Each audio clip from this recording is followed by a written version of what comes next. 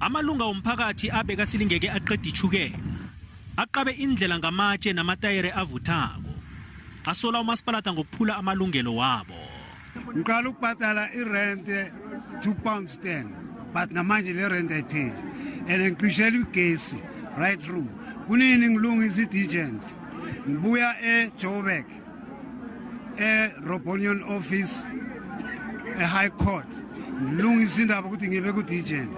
Abafuna ukungenzela. Batsho badiniwe qobe nakufanele babhadele igezi kufanele baye kibo machonisa bayokuboleka imali zokubhadela indleko. Batsho umasipalada ubhalelwa kuzwelana nabo nababa ukuthi babhadale isikolodo sabo segezi ngengiqetshana. Lendlu engihlala kuyo yabazali bami bashonile bonke.